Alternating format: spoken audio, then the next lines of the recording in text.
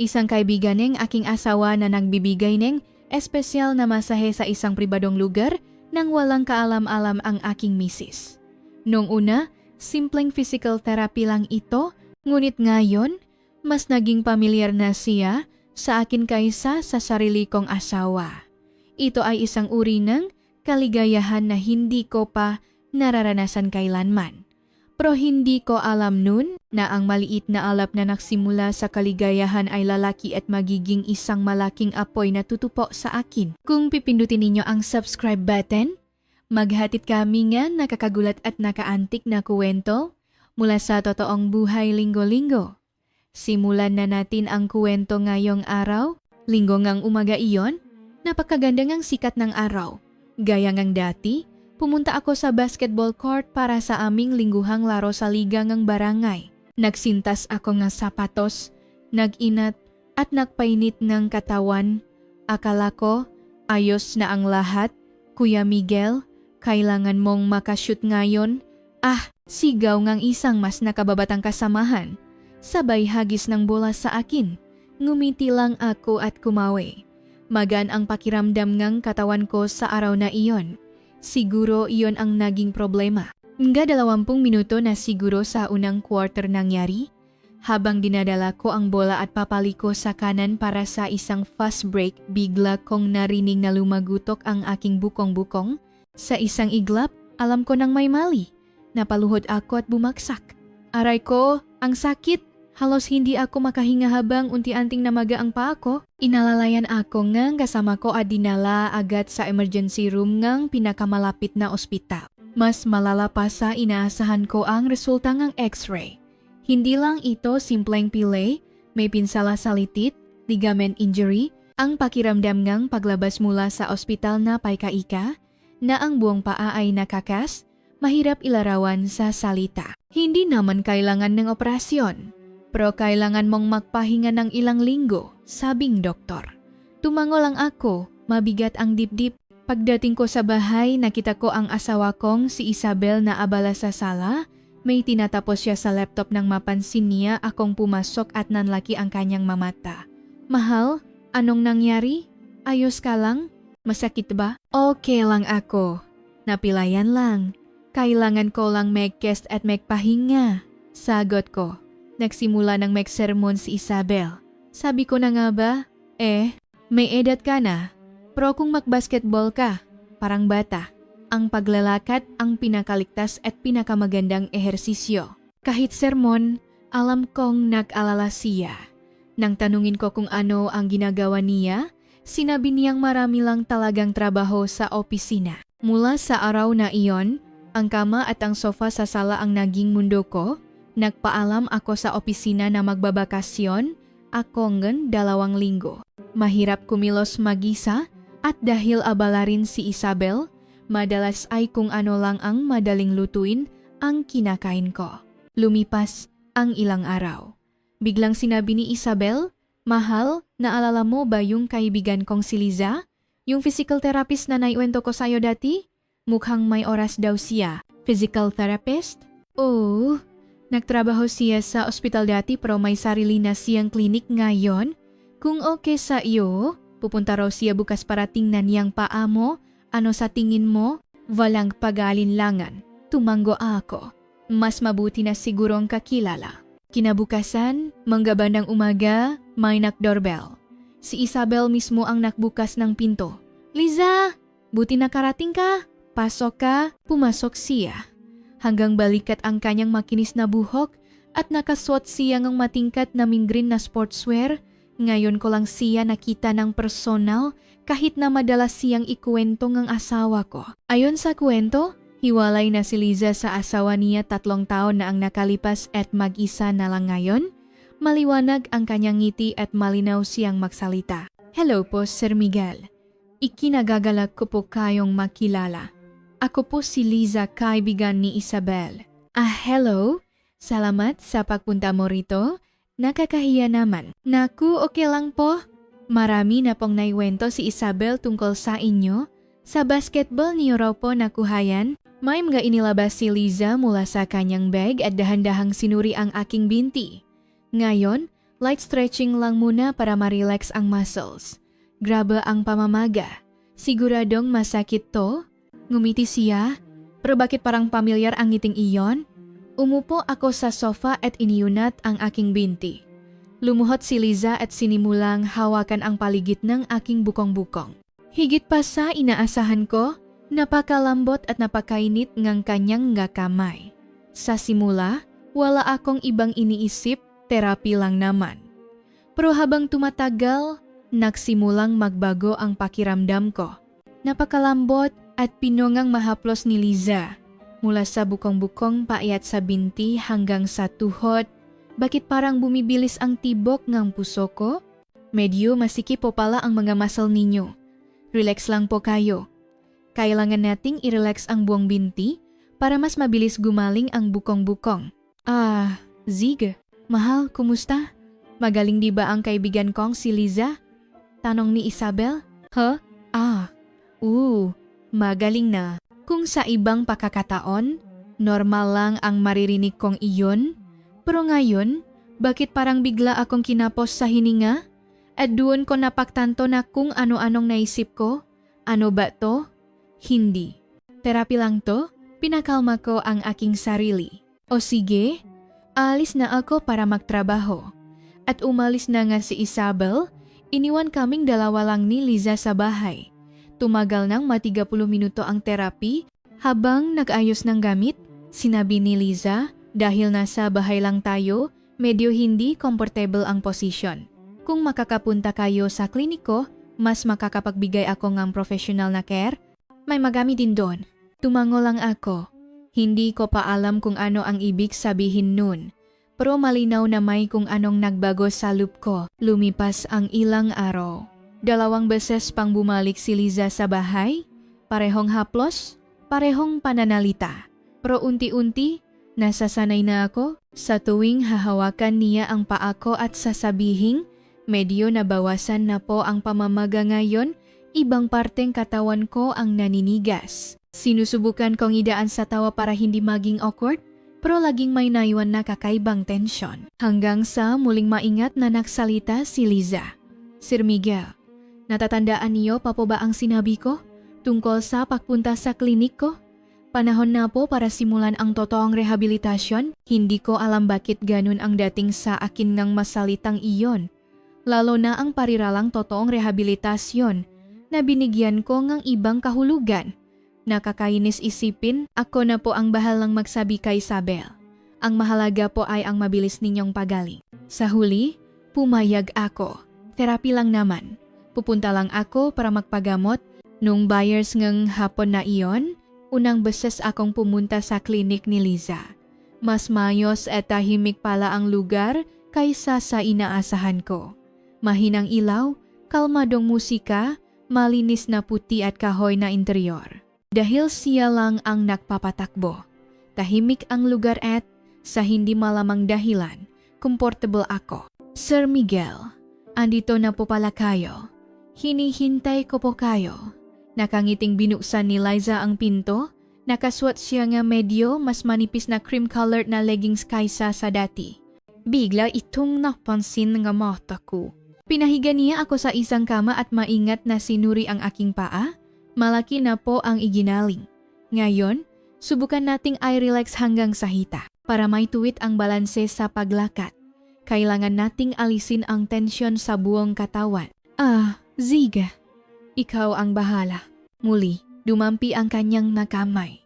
Ngayon, mula sa bukong-bukong, sa tuhod, at umakyat hanggang sa gitna ng aking hita. Pero kakaiba, ang haplos na iyon ay hindi na parang terapi, kundi parang isang pag-aral o paggalugan. Wow, dahil sa basketball.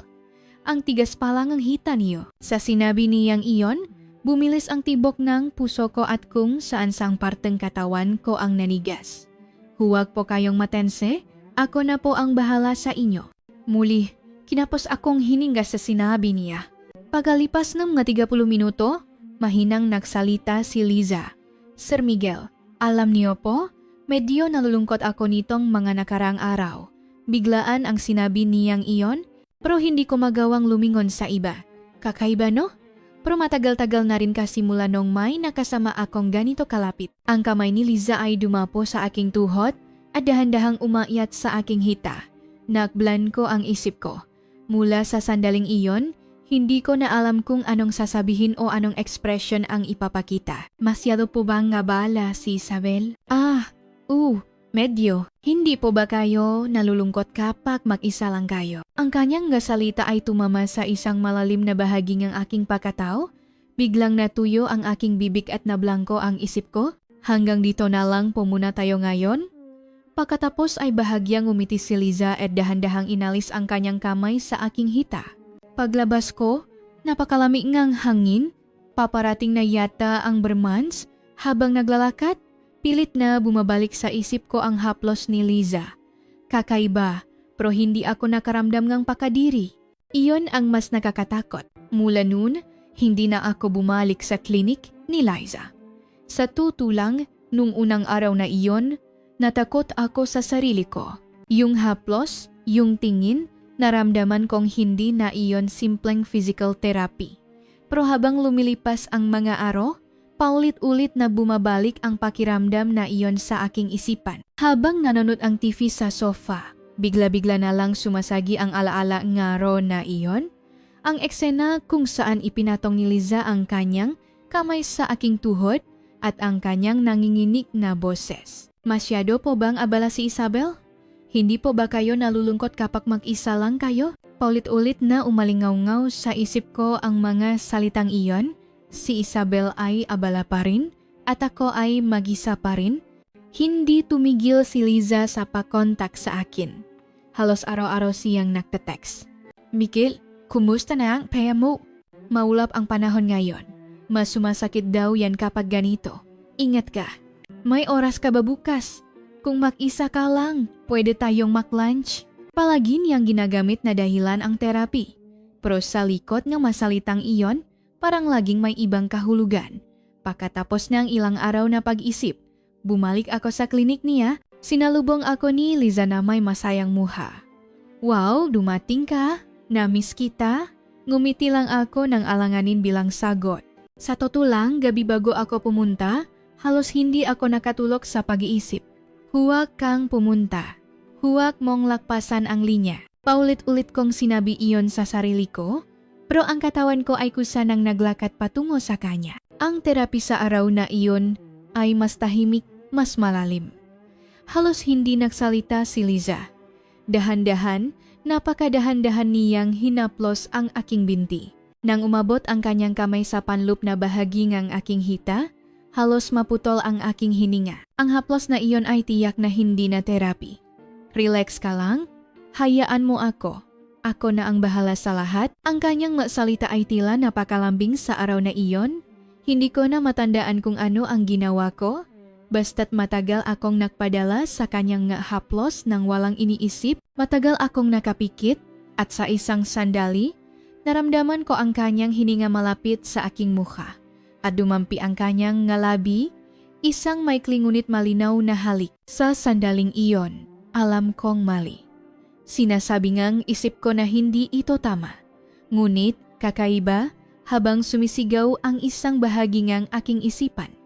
Ang katawan ko ay hindi man lang tumutot. Iyon ang mas nakakatakot. Nang dumampi ang labi ni Liza sa akin, lahat ng gabala ay umaling-aw-ngaw sa isip ko, kailangan mong tumigil ngayon. Mali ito, pwede ka pang umatras. Pero napakaiklingam kapag isip na iyon. At ang katawan ko ay unti-unti nang nasasanay sa init ng kanyang katawan. Walang imik na ipinatong ni Liza ang kanyang kamay sa aking balikat, dahan-dahang itinaas ang kanyang ulo at tinitigan ako sa mata. Okay ka lang, Miguel? Ang masalitang iyon marahil ang naging susi na nagbigay pahintulot sa lahat ng mangyayari sa araw na iyon. Napakahusay nga kamay ni Liza. Siguro dahil physical therapist siya. Para siyang isang taong alam na alam kung saang parte nga katawan ang dapat estimulahin para magkaroon ng reaksyon. Nang umakyat ang dulo ng kanyang daliri mula sa hita patungo sa aking tiyan, isang maikling hininga ang kumawalas sa aking bibig. Nang makita ito ni Liza, bahagya siyang ngumiti. Ang ngiting iyon ay kakaiba, mainit, ngunit may bahit ng talim. Miguel, sikreto lang natin to ka Isabel ha? Alam mo na, Sabi ni Liza habang hinahawakan at pinapakalma ang pinakamatigas na bahagi ng aking katawan. Pwede ko siyang pigilan, pero hindi ko ginawa. Sa sandaling iyon, ibinigay ko na ang lahat kay Liza. At sa wakas, nilagpasan namin ang linya. O mas tamang sabihin, tumalon kami sa isang lugar na walang linya. Habang makayakap kami ni Liza sa kama, nablangko ang isip ko sa tindingang nararamdaman. Ang kanyang haplos, labi, hininga lahat ay napakatindi at, kasabay nito, napakadelikado. May konsensya ba ako? Siyempre, mayroon, pero ang konsensyang, iyon ay parang isang malayong ingay lang. Sa ngayon, sa sandaling ito, walang makakalam. Iyon ang naging dahilan ko. Pagkatapos ang aming sandali, matagal kaming nakahiga ng walang imik, sumandal si Liza sa aking tabi at sinabing, "Salamat Miguel, sobrang saya ko, Totu." Ang nga salitang iyon ay parang tumusok sa aking puso. Nagsisi ako kay Isabel at higit sa lahat, nahiya ako sa aking sarili. Pero walang salitang lumabas sa aking bibig, tumingin lang ako sa kisame. Habang pawi, gulong-gulo ang isip ko, ano ba tong ginagawa ko? Bakit ko to ginawa? Paano kung malaman ni Isabel? Habang nagsisisi, sa totoo lang, may parte pa rin ngang aking katawan na nararamdaman ang init ni Liza. Nakakatakot pero hindi ko kinasuklaman. Pagdating ko sa bahay, tulog na si Isabel. Mukhang pagod na pagod siya mula sa trabaho. Iniwan niyang bukas ang ilaw sa sala para sa akin. Pinatay ko ito at dahan-dahang pumasok sa kwarto, pero hindi ako makatulog. Kahit nakapikit, paulit-ulit na lumalabas ang mamata ni Liza sa isip ko. Ang huling sinabi niya ay patuloy na umulit sa aking pandinig, "Salamat Miguel, sobrang saya ko, Totu." Mula sa araw na iyon, naramdaman kong may unti-unting nagbabago sa aking buhay. Hindi na ako bumalik sa klinik ni Liza pagkatapos nun. Natural lang, noong gabing iyon, habang nakahiga sa tabingang tulok na si Isabel, naramdaman ko ang bigat sa aking kalooban. Kahit hindi nahuli ni Isabel, pakiramdam ko ay isang maling galaw lang ay sasabog ang lahat. Kahit nakahiga sa kama, naaalala ko ang mukha ni Liza. Kahit sa salamin sa banyo, nakikita ko ang refleksyon ko noong araw na iyon. Patuloy pa rin ang pektex ni Liza. "Miguel, hindi ka ba pupunta ngayon? Miss Nakita." "Okay lang, maghihintay ako. Nagsuot ako nga maganda ngayon, hehe." 5, minsan 10 text sa isang araw. Noong una, hindi ko pinapansin. Pero dumating ang punto na hindi ko na binubuksan ang message window. Natatakot ako sa kanya. At sa totoo lang, mas natatakot ako sa sarili ko. Abala pa rin si Isabel. Magang umaalis, gabing-gabi na umuuwi. Kahit nasa bahay, laging nakaupo sa harap ng laptop. "Mahal, maayos ba ang therapy mo kay Lisa?" "Ha? Medyo okay na. Madalas naman akong pumunta. Mabuti. Magaling naman si Liza. Matalik ko siyang kaibigan." Nang marinig ko iyon, mas lalo akong natakot at nakonsensya. Bigla kong naisip, nagsisisi ba ako dahil sa ginawa kong panloloko?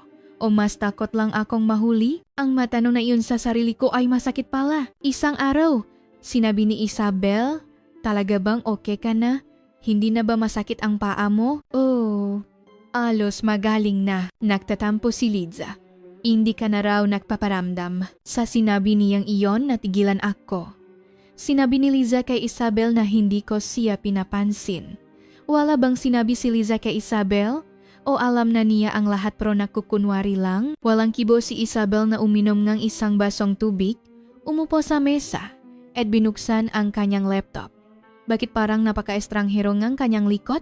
Lumilipas ang panahon, pero ang anino ni Liza ay lalong bumibigat. Naalala ko ang huling text na ipinadala niya. "Miguel, ito na talaga ang huli. Isang beses na lang. Kung pagbibigyan mo ako sa huling pakakataon, hindi na kita kukulitin." Nang mabasa ko ang mensahang iyon, parang anigas ang buo kong katawan. Huling beses na lang, ang masalitang iyon ay nang akit sa akin. Nakakahiya mang isipin ngayon, pero noon, nahumaling ako sa ideyang iyon. Kung huli na talaga, kung iyon na ang katapusan, Siguro naman ayos lang. Sinubukan kong bigyan ng katwiran ang sarili ko. Ilang araw akong nag-alinlangan at sa huli, nag-text ako pabalik kay Liza. Bukas, 7 PM. Magkita tayo. Agad siyang nak-reply. Miguel, salamat. De bukas, sa bahay ko na lang nang mabasa ko ang text na iyon, parang may kumirot sa dibdib ko.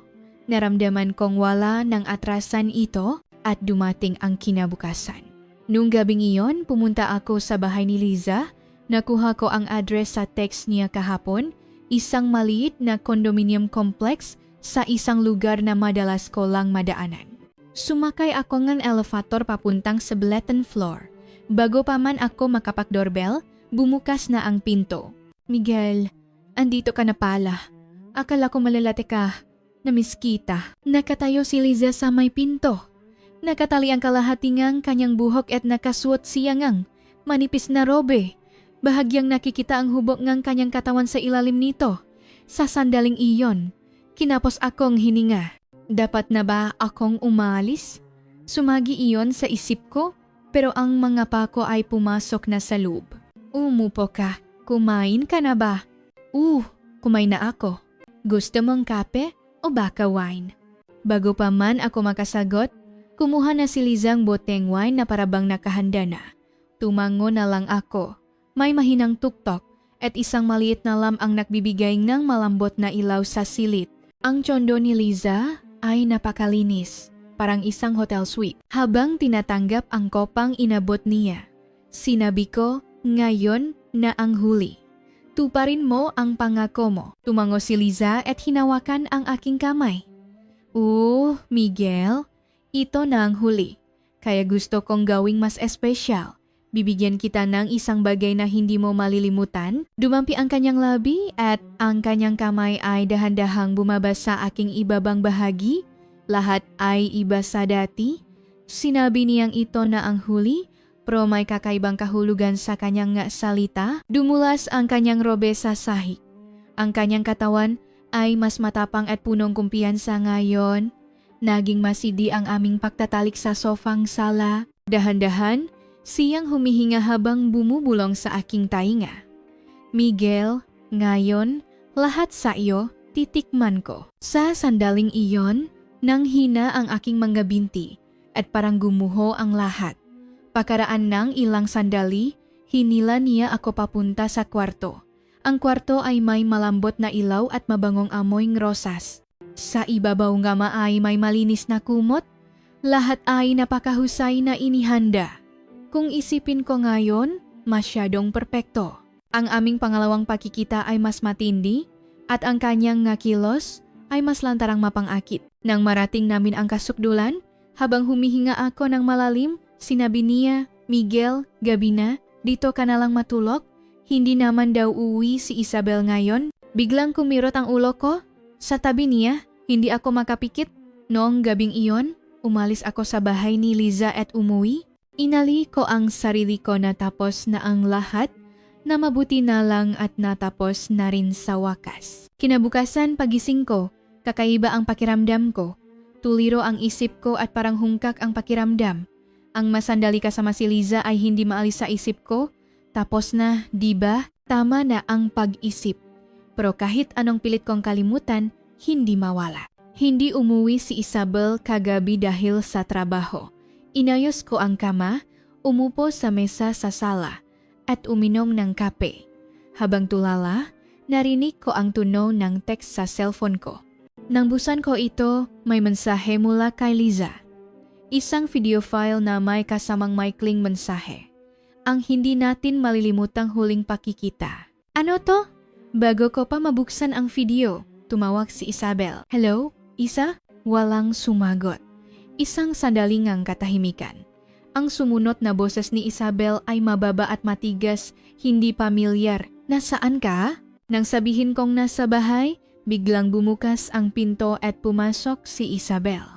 Bago pa ako makapagsalita, isang malakas na sampal ang dumapo sa aking pisngi. Ano to? Sa cellphone na hawak niya, nagpo-play ang video namin ni Liza, lahat ay nakunan. Sa klinik, sa kama, lahat ng aming ginawa ay malinaw na nakikita. Walang imik na napaupo si Isabel sa upuan at unti-unting umangat baba ang kanyang gabalikat. Luha ba iyon o galit? Hindi ko masabi, kaya hindi ako makalapit. Kailan pa? Tanong niya nang hindi tumitingin sa akin. Isabel, sorry. Toto, kailan pa nga sabi?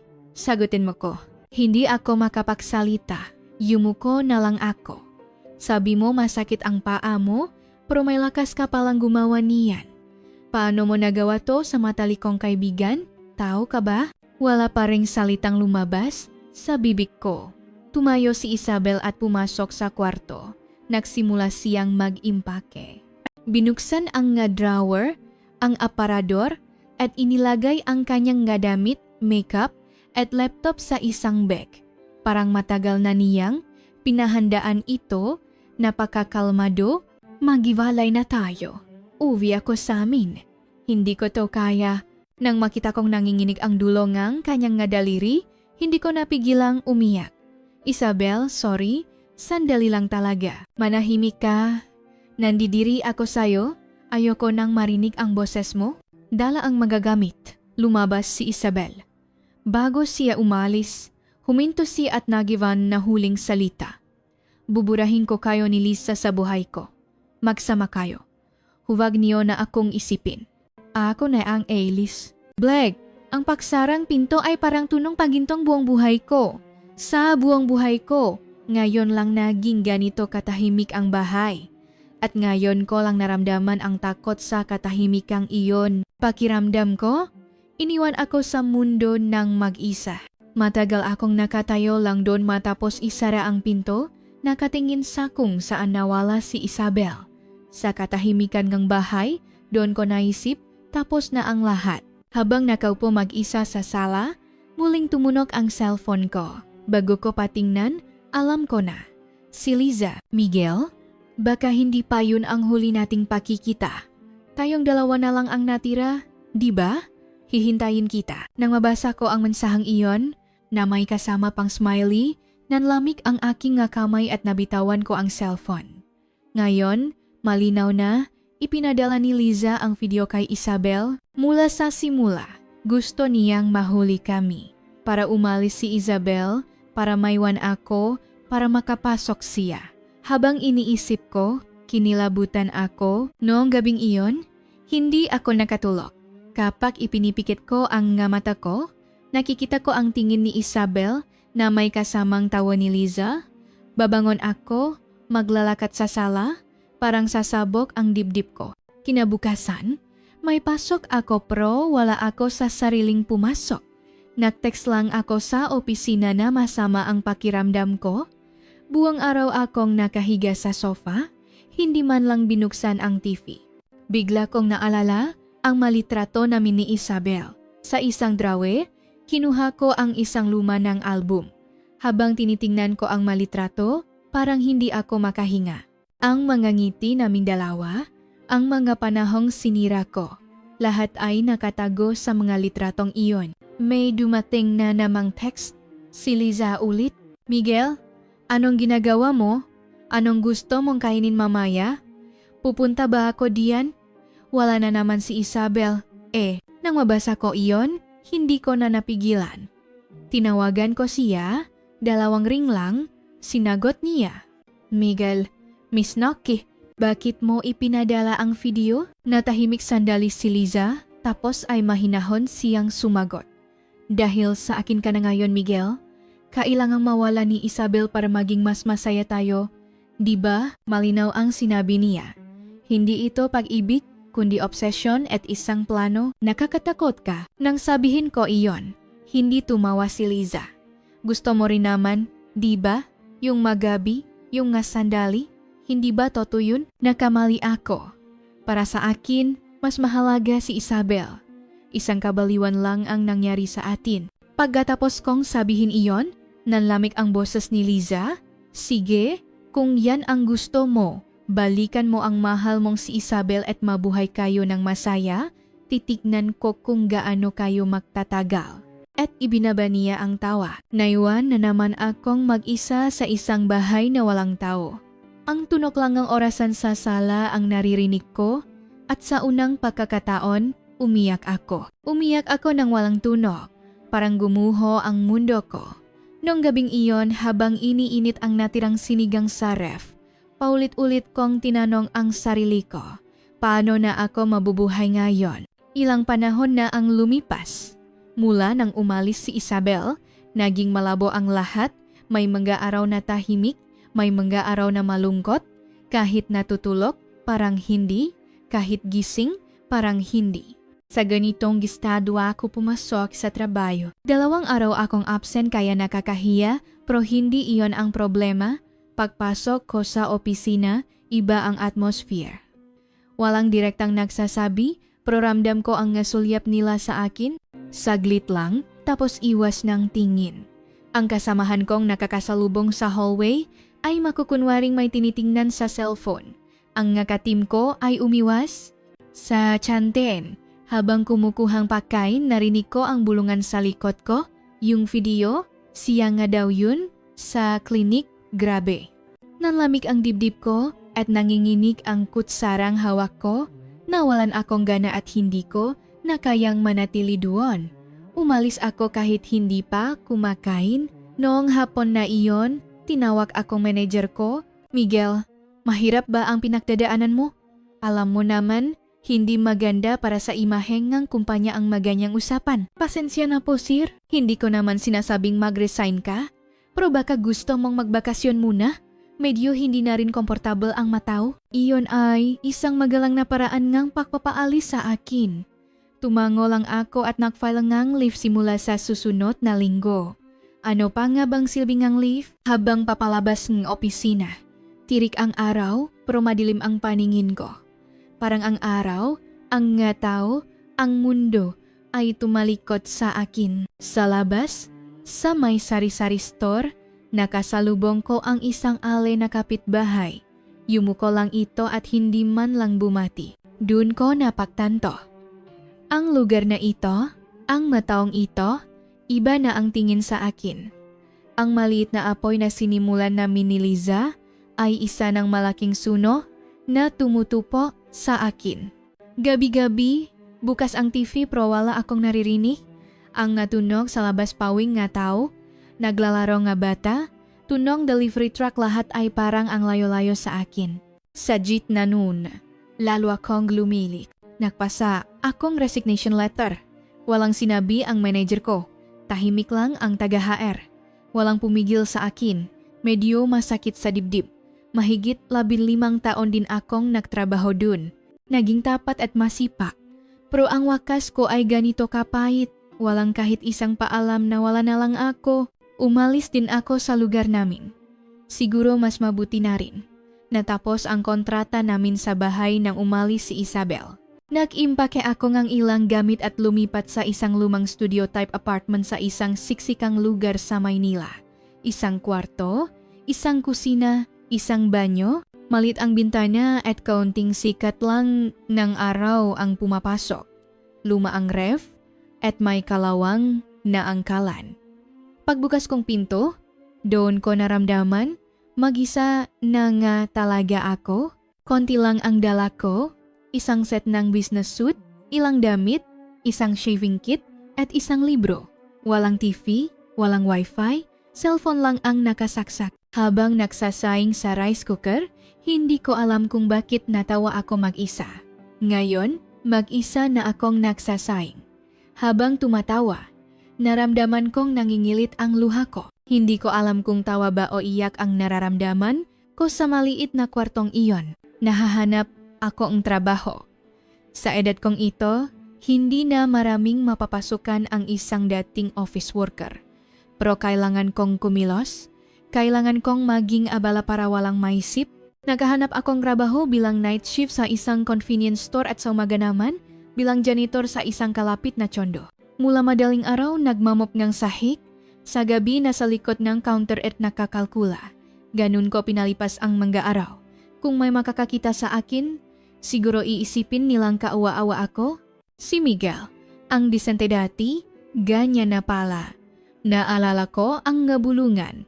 Pero mas gusto kong harapin ang sarili ko kaysa sa tingin ng ibang tao. Iyon ang kailangan ko ngayon. Pag-uwi, ligo agad at higa. Hindi ko binubuksan ang ilaw, nakatitik lang sa screen ng cellphone hanggang makatulog. Minsan, napapanaginipan ko si Isabel. Nakangiti na parang walang nangyari. Mahal, tikman mo to. Tama ba ang timpla? Pagagising ko mula sa ganoong panaginip, matagal akong nakatitik sa kisame at tumutulo ang luha ko. Ang pangungulila pala ay isang malalim at tahimik na bagay na unti-unting sumasakal sa'yo. Isang linggo pagkalipat ko, nag-text ako kay Isabel nang walang dahilan. Isa, kumusta ka na? Na-miss lang kita. Sobrang sorry at sobrang miss na kita. Walang reply. Kinabukasan wala pa rin. Hanggang ngayon, pagkatapos ang paglilinis sa madaling araw, pagod ang katawan ko pero gising na gising ang diwa ko. Ang ibang tao siguro ay bagsak na sa pagod, pero ako, pagpasok sa maliit na apartment, lalo akong hindi makatulog. Ngayon alam ko na kung bakit, tahimik ang kwarto, pero maingay ang isip ko. Habang nagaantay na maluto ang instant noodles, binuksan ko ulit ang photo album sa cellphone ko. May ilang litrato pa kaming natira ni Isabel. Isa doon, kuha sa La Union nung 2nd anniversary namin. Laging iyon ang tinitingnan ko. Sa litrato nakatali ang buhok ni Isabel, nakatalikot sa araw at nakangiti. Ang ngiting iyon, dati ay pangkaraniwan lang. Ngayon, isang mukha na hindi ko na makikita. Si Liza, kakaiba, pero unti-unti na siyang nawawala sa alaala ko. Ang katawan ko ay naalala siya, pero ang puso ko, hindi.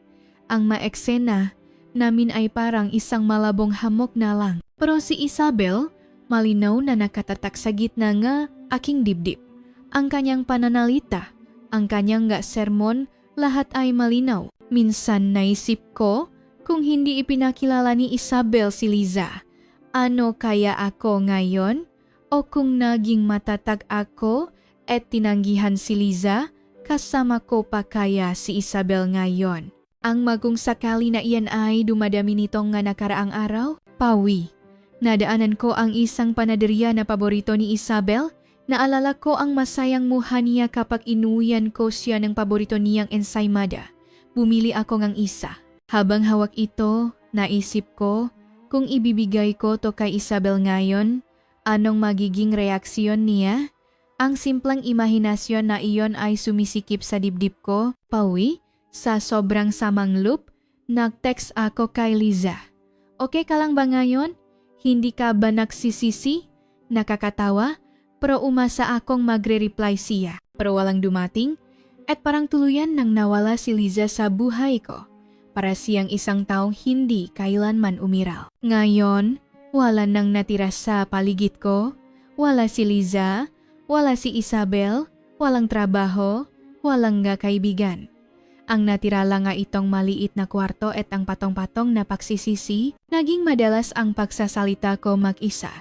Kung may makakarinig, isipin nilang nababalif ako, pero ngayon kusa na lang lumalabas ang masalita. Ano ba to? Bakit ang lungkot? Sana tiniis ko na lang nun. Isabel, galit ka na siguro talaga sa akin. Habang bumubulong ang ganyan, parang gumagaan ang pakiramdam, pero parang lalo ring gumuho. Hindi na ako nanonood ng TV. Hindi dahil ayoko ng ingay, kundi dahil natatakot akong mag-isang tumawa o umiyak sa harap ng isang walang lamang kwarto. Minsan sa YouTube, kapag lumalabas ang isang channel na paborito naming panoorin ni Isabel, natitigilan ako, naalala ko ang sandaling masaya kaming nanonood. Gusto kong makita ulit ang ngiti ni Isabel.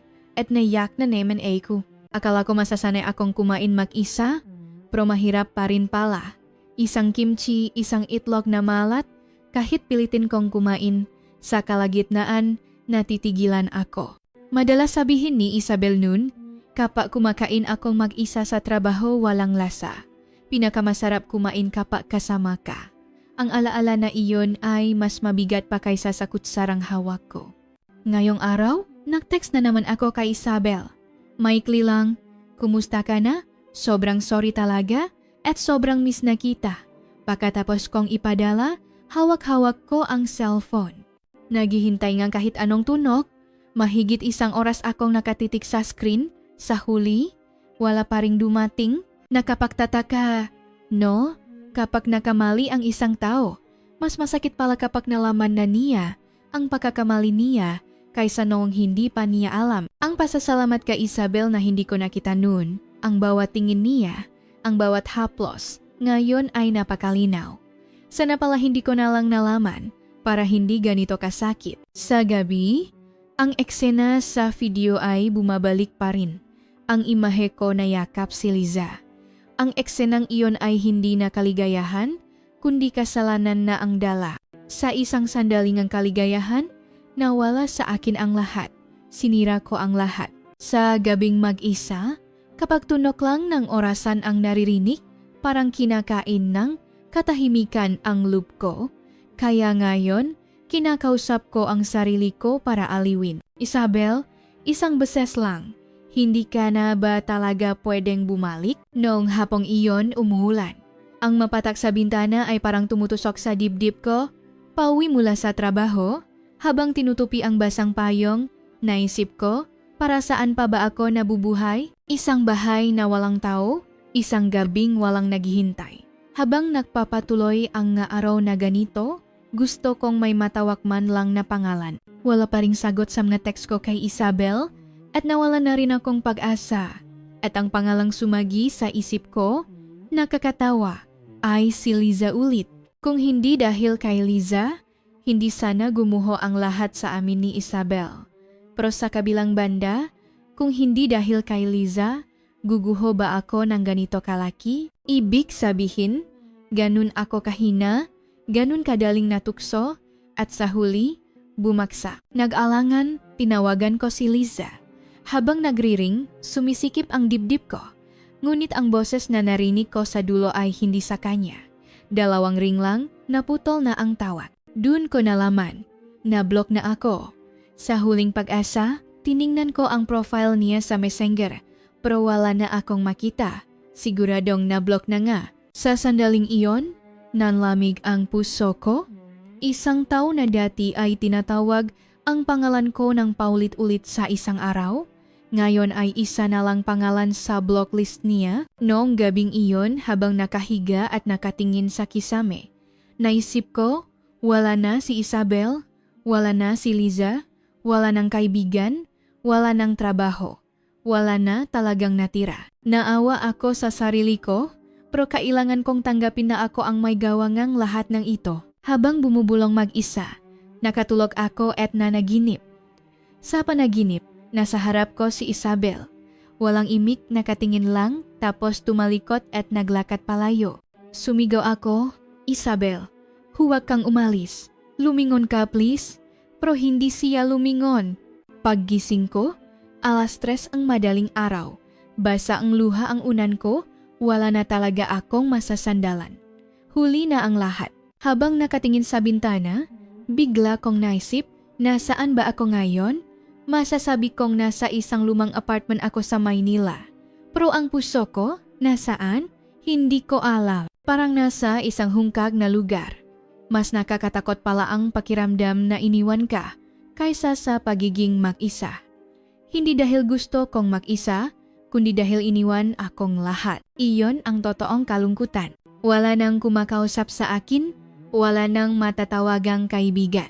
Dati, tuwing linggo ngang umaga, magtitimpla si Isabel ngang kape at sasabihing, mahal, magpahinga ka naman, magdate tayo. Ngayon, ang tawag na mahal ay hindi ko na maririnig kahit saan. Kapag weekend, tahimik ang gusali. Lahat ay lumalabas, kasama ang pamilya. Pero ako, walang pupuntahan, walang makikita. Mabagal ang oras at ang alikabok sa mesa ay kumakapal. Ang bagay na ito ay nagpapakita kung ano ako ngayon, kaya mas masakit. Tumingin ako sa salamin. Ang taong nasa salamin ay ako, pero hindi na ang dating office worker na si Miguel. Bagsak ang mga balikat, malalim ang pison sa ilalim ng mata, at higit sa lahat, iba na ang tingin. Dati, may konting tigas at kumpiyansa. Ngayon malabo na, isang tingin ng taong buhay, pero hindi nabubuhay. Naalala ko ang isang selfie namin ni Isabel Sa litratong iyon, nakangiti ako ng malapad. Nung mapanahong iyon, ang saya-saya ko. Dahil bago mawala ang lahat, hindi mo alam kung gaano ito kahalaga. Noong gabing iyon, muli kong pinindot ang numero ni Isabel. Matagal na ring, pero walang sumagot. Sa message window, nagsulat ako ngang isang linya. Isabel, huli na ba talaga ako? Pero ikaw lang ang hindi ko makalimutan. Nag-alinlangan akong ipadala. Sa huli, hindi ko na save at pinatay ko na lang. Naisip kong wala na akong karapatang ipaalam ang nararamdaman ko. Noong gabing iyon, kakaiba, hindi ako nanaginip. Isang walang katapusang dilim lang. Mas komportable pa iyon kaysa sa realidad. Ang damdamin ngang pangungulila ay minsan parang lumulutang na walang direksyon. Hindi alam kung saan pupunta, kanino tutungo. Basta't nananatili sa gitna ngang dibdib. Paggising sa umaga, mukha ni Isabel ang unang sumasagi sa isip, bago pa man ang sikat ng araw. Naalala ko ang hitsura niya kapag natutulog, sa tabi niya, tahimik kong minamasdan ang mukha niya. Dati, parang isang ugali lang iyon, hindi pag-ibig. Pero ngayon, naisip ko, ang simpleng ugaling iyon pala ang pinakadakilang pag-ibig sa akin. Sa palengke, habang bumibili ng itlog, nakita ko ang karinderya ng paboritong lugaw ni Isabel. Naalala kung doon lang siya kumakain. Sa iba, maanggo. Dito, malinis. Ang mga salitang dati binabalewala ko, ngayon ay malinaw na naririnig sa aking isipan. Ang pangungulila ay nagpapalinaw ng alaala habang ginagawa itong impossible ng ibalik. Pag-uwi, habang kumakain mag-isa, ibinaba ko ang kutsara. Ang tuno ngang pagnguya ko sa lupang kwarto ay parang malungkot. Ang kawalan ngang kasama ay nagdudulot pala ang ganito kalaking kahungkagan. Ang pakain mag-isa, panunot ng TV mag-isa, pakikinig ang musika mag-isa sa lahat ng iyon, nandun ang bakas ni Isabel. Si Isabel ang taong dapat kong inalagaan. Ang puso niya, ang buhay niya, ang init niya. Ako mismo ang sumira nun. Kapag naisip ko iyon, sumisikip ang dibdib ko. Si Liza ay isang panandaliang pagnanasa. Pero si Isabel ay ang buhay ko mismo. Ang huli kong mapagtanto iyon ay napakasakit at napakabagsik. Araw-araw ay lumilipas na ganito. Parang nakalubok sa kawalan ng emosyon, tulala, walang lakas. Pero kabalintunaan, sa gitna ng kawalang lakas na iyon, ang pinakamalinaw na damdamin ay pangungulila. Ang pagnanais para sa kanya ay hindi kailanman lumabo. Bago matulog, hawak ang cellphone, tahimik kong binibigkas ang pangalan niya. Isabel. Ang dalawang salitang iyon ang naging pinakatahimik at pinakamainit na salita sa mundo. Habang lumalalim ang gabi, lalong tumatahimik ang kwarto. Sa katahimikang iyon, mas lumilinaw ang aking pagkatao at ang paggarap sa malinaw na sarili ay nakakatakot. Pinuno kong maligamgam na tubig ang isang planggana at tahimik na umupo ron. Mainit ang tubig, pero mas nalalamig ang puso ko. Tumingin ako sa kisame at umiyak sa luplup ko. Isabel, sobrang sorry. Kung hindi dahil sa iyo, magiging ganito kaya ako kasaya? Paulit-ulit kong sinabi iyon sa isip ko hanggang sa hindi na ako makahinga. Doon ako muling umiyak. Umiyak ako ng walang tunaw. Ang lahat ng emosyong pinigilan ko, tinago, at pilit na kinalimutan ay bumuhos na parang alon. Nanginginig ang buong katawan ko at hindi ko na maramdaman kung mainit o malamig ang tubig. Ang bigat ng kasalanan sa taong pinakawalan ko ang sumasakal sa akin. Tumingin ako sa salamin. Ang namumulang mata, ang mukha kong hindi na makilala, napakapangit. Natawa ako. Habang tumatawa, patuloy ang pagtulong ang luha ko. Anong itsura to? Kung makikita to ni Isabel, sasabihin niyang ang drama ko habang kinakausap ang sarili, muli akong umiyak. Ito ay pagsisisi, pag-ibig at parusa. Noong gabing iyon, kinuha ko ang litrato ni Isabel. Isang litrato ng nakangiti niyang muha. Dahan-dahan kong hinaplos ang muha niya sa litrato. Sorry Isabel, sorry talaga. Tinakpan kong palad ang malabong screen dahil sa luha at niyakap ang litrato hanggang makatulog. Kinabukasan, pagising ko, Nasa ilalim pa rin ngang kumot ang litrato. Nagsimula na naman ang isang araw, pero medyo iba na ngayon pagkatapos kong umiyak. Mas lumalim ang pag-unawa ko sa aking pagkakamali. Hindi nito may babalik si Isabel, pero naging isang maliit na pangako ito na kailangan kong mabuhay muli bilang tao. Ngayon, kapag gumigising ako sa umaga, hindi na buntong hininga ang una kong ginagawa. Hindi naman ako nakangiti, pero medyo nasasanay na akong bumangon. Ang sakit pala. Kapag paulit-ulit, nagiging parte na ng araw-araw. Sa lugar na nilipatan ko, may mga nakikilala na rin ako. Ang may-ari ngang tindahan ay bumabati. Ang ganda ngang panahon ngayon, no? Ang alay sa lugawan na suki ko ay nakdarakdah ngang isang nilagang itlog. Simpleng bagay. Pero pag uwi, parang may kumukurot sa puso ko. Hindi pa pala ako tuluyang itinakwil. Isang araw, pag uwi mula sa trabaho, habang magpapakulong ng tubig para sa noodles, may lumabas na notification sa cellphone ko. Nag-upload si Isabel ngang litrato sa social media. Matagal akong nakatitik sa screen. Ang litrato ay isang tanawing ng dagat. Walang tao, papalubok ang araw. Habang tinitingnan ko ang kulay kahel na dagat, parang nandun ang damdamin ni Isabel. Tahimik pero mainit, malayo pero andiyan pa rin. Hindi ko akalain na isang litrato lang ay kaya akong gibain. Noong gabing iyon, nagsulat na naman akong text. Nakita ko ang litrato, ang ganda ang dagat. Sana maganda rin ang buhay mo. Sana palagi kang nakangiti. Ngayon, mas toto na ang hiling na maging masaya siya kaysa sa pagsisisi. Mas malaki na ang pagnanais na makita siyang nakangiti kaysa sa pagnanais na makuha siya pabalik. Hindi ako umasang reply.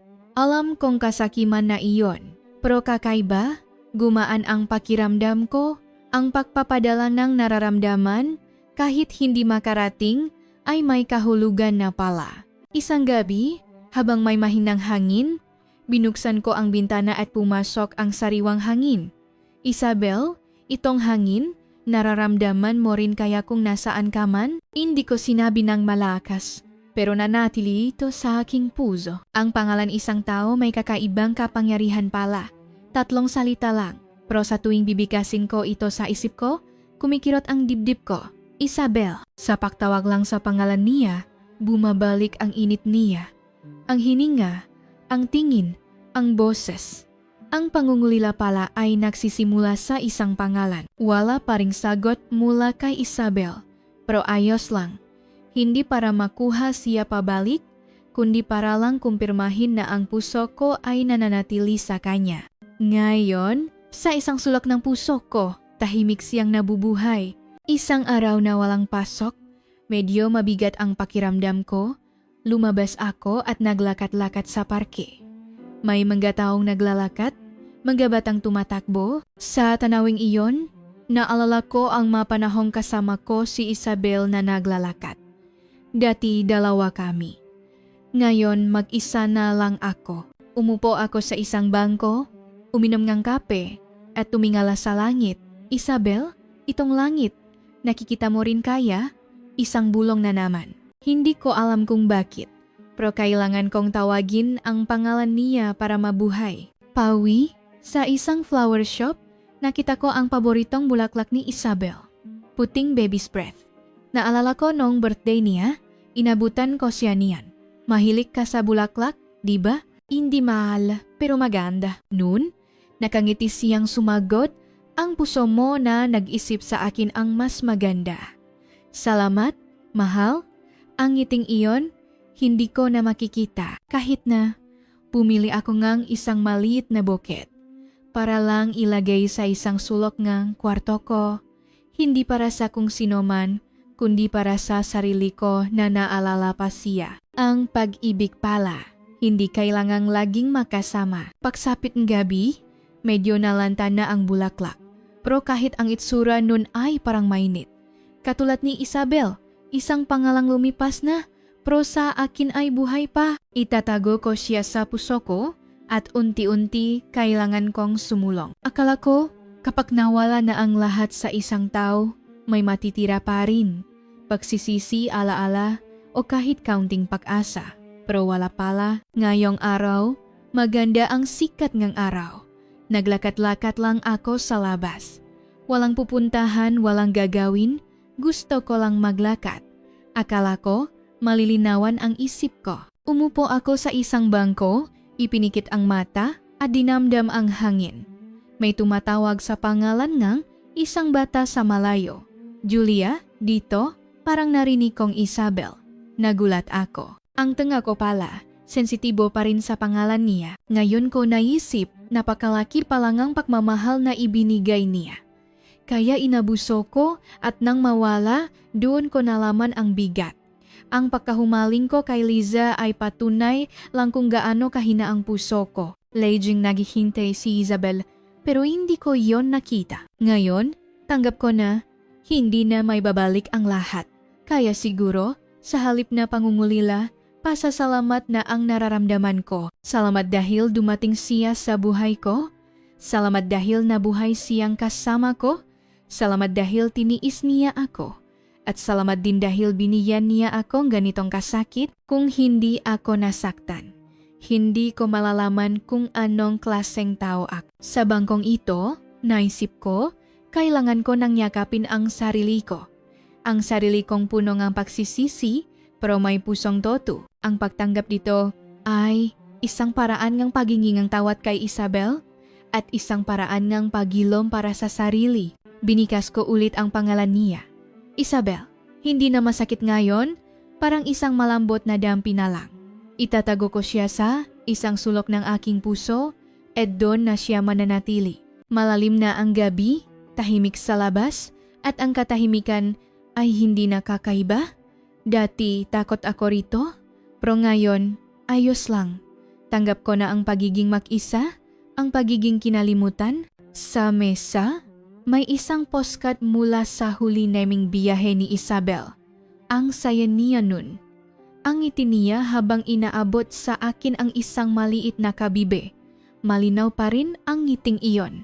Kaya habang tinitingnan ko ang postcard, napangiti ako. Mayos ka lang sana, Isabel. Nasasabi ko na iyon nang hindi umiya. Sana masaya siya.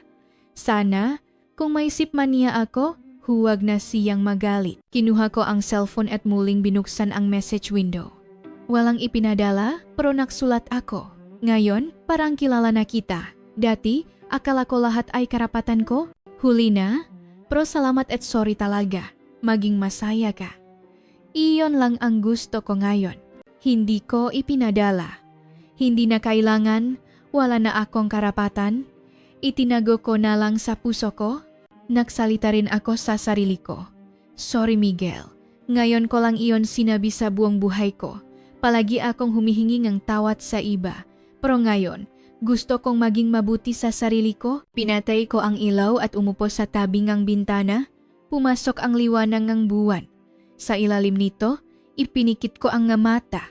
Huminga ako ng malalim. Sa sandaling ito, hindi ako asawa ng kung sino, hindi ako makasalanan. Ako lang si Miguel. Ngayon, hindi na ako maghihintay, hindi na aasa. Yayakapin ko ang sarili ko at susubukang mabuhay. Mabuhay ng walang sakit, kahit wala si Isabel, kahit walang sinuman, kahit mag-isa. Kung nagustuhan ninyo ang kwento ngayong araw, mangyaring mag-subscribe, I-like, at I-set ang notifications. Mag-iwan din ng inyong mga salobin sa comments. Salamat sa panonood.